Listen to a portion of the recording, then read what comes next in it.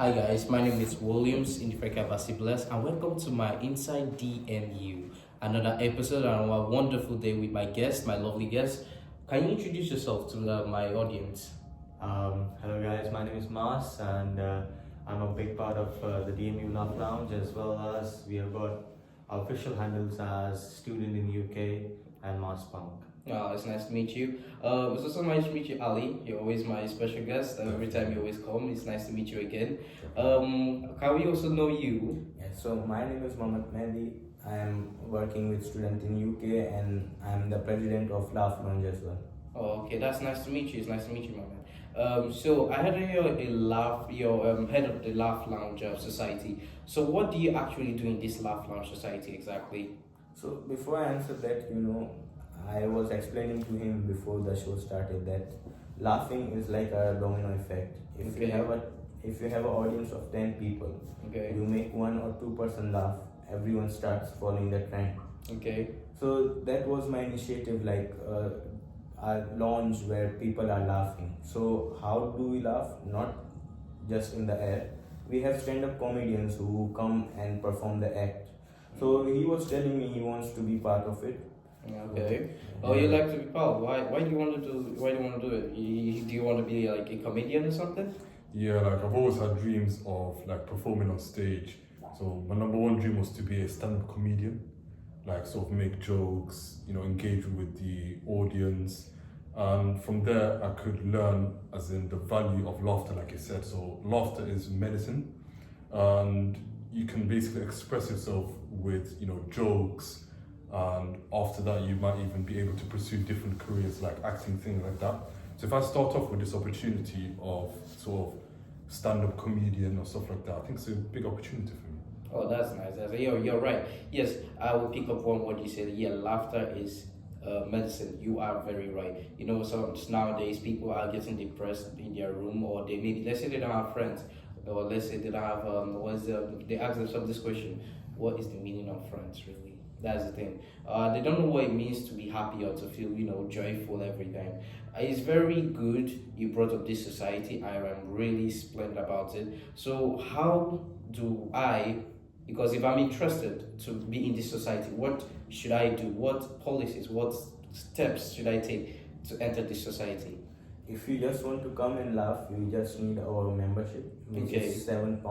£7. Yeah. Wow, that's actually nice. For the whole year. For the whole year. Yeah. Oh, nice. Okay, that is very good and very cheap.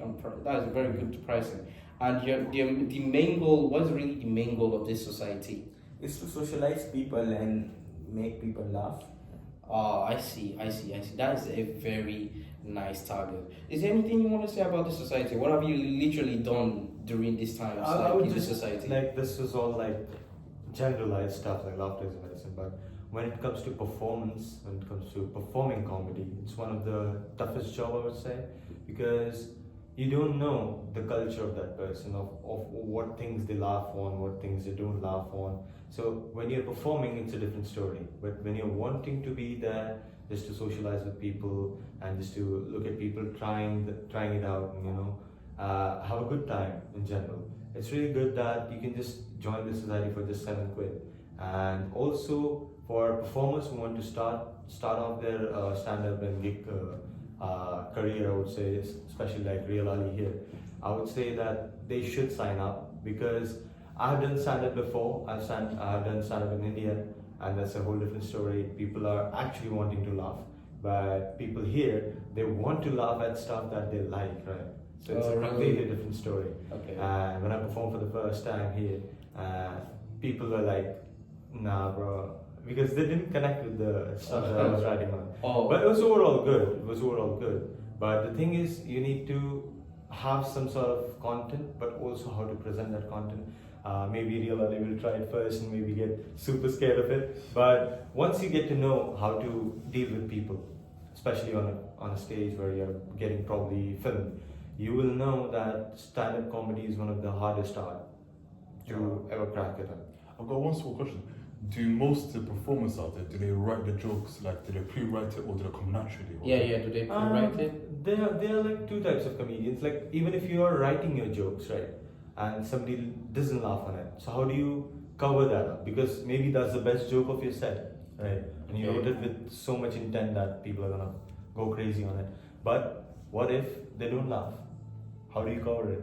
You have to work So with yeah, delivery. it's all presence of mind. So if you have presence of mind, especially in front of 10 people, 20 people, 100 people, you need to know certain lines which you will pick up. Even if your best joke doesn't crack, you will say that thing and maybe people will kind of realize that, yeah, this was a good joke. That's what comedy is Also about. to add on like what he's saying, he said great thing, but what to add on to like script or you just do it naturally. I think once you have a script, you cannot be reading it out. You have to be a bit natural. So you have a script as a guideline for you, but when you see the people that oh he laughed on this thing, you start doing it more naturally. Like you start connecting with people, you get to know oh this is the thing which they are laughing about and all that. So it becomes more natural, even if you have a script. Even if you have a script, yeah, that's true. Because even if you have a script, you never go by the script. Because obviously it's written content. How will you speak it out? How's your delivery? It's going to change every single time. Okay. So even if you perform the same set 10 times, all 10 times it will be different. So it depends how you're performing, where you're performing, in front of what crowd you're performing. So it all depends on the scene, I would say. The best crowd to perform is when they are drunk, like. When they're drunk, Every joke will Drunk laugh. people like it's drunk like people in like laugh at society. everything. Where do you actually do this kind of things? I want to know. We- Is it usually a pub or any kind of bar stand? Or So we had stand-up comedy at a pub, at a lounge, but Okay. that was not part of DMU. That Okay. was a private event. So there we saw that people are laughing like crazy people when they are drunk, when they are high. Okay. But when we had at DSU, the one at Student Union, we have bar available. People can buy drink, but obviously they are students. They do not have that budget of buying expensive drinks. Okay. Okay. So your target market is to like target people that are drunk. You know, I think it's a good way to start, even if you're Yeah, wanting to do it. I mean, the drunk person don't really, they have lost their everything. They're like, oh, But you can build your confidence starting from the The Yeah. great part is, even if your joke is like a bit racist or something discriminating, you say it to a drunk person, he won't remember it next time. Yeah. Yeah, probably he'll fuck you up that day, but Yeah. you will Yeah, get it. but you will have your image and reputation safe. Oh, Well, yeah. one thing that will actually make or break your material, I think, or as a person, is number one, knowing your audience and knowing the vibe of the room. If that's Yeah, what- obviously. yeah. That's what I said. Like, even if you have the same set, you perform it 10 times, every single time it will be different. And you will feel it, you will know. These jokes were the best performing jokes in my last set, but now they're not cracking people. So it's like different every single time. So you learn so much about people when you do stand up. That's you guys are really just, how I say it. Well, it's okay. It's a nice thing to do.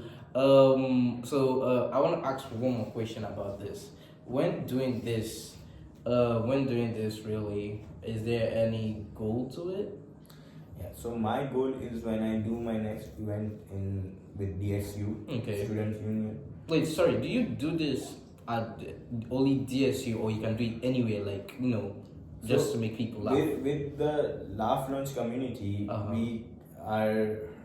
we are partnered with DSU, so we cannot have event outside with them. Outside. But as an individual, Okay. I can perform anywhere. Okay, you can perform anywhere Yeah. as long as it's just you, Yeah, not it's- the whole body. Yeah. Okay, so you said your goal in your goal in fact is just to motivate people that even though you're in school you can also do it outside to make other people laugh. Yeah. Okay. So what I want is like when we have our next event, people are excited for our second event. Like Okay. on the same day, they are asking us when is our second event. Okay, and when would the second event happen? So it would be happening soon, maybe in January, just after the Christmas break. January? Yeah. Okay, I think I need to advise you on doing something right now. The best way to get more audience, more people on that day will go to, the Demon Media has a radio show called Demon FM. If you can say this at Demon FM, do you want to like book something? I could book it like a time to go there next week if you want. And you can Yeah. also book maybe from next year too, but anytime you No, want. no, obviously, like if I get an opportunity to reach out people, that's the Mhm. main thing, like. Yes. Yeah. So the Dima FM can also help you to let them know that this is happening. Is this going to be in school or outside school? No, if it's for student, we mostly do it in the level DSU. one. Okay. But where is this happening exactly? The student center, the Student student center. union Oh yeah, of yeah. DMU. Okay. Yeah, exactly there. Exactly there. Oh, okay. That's a very nice thing to say. Okay. So Ali, you said you want to be a comedian. How did you start it? So first of all, with dreams of when I was young, I used to watch a lot of comedy, and I was inspired to connect with people. So it started off really early for me, but of course, as you know, and as the people out there know, I've been dealing with anxiety the last year or two, so things have been difficult.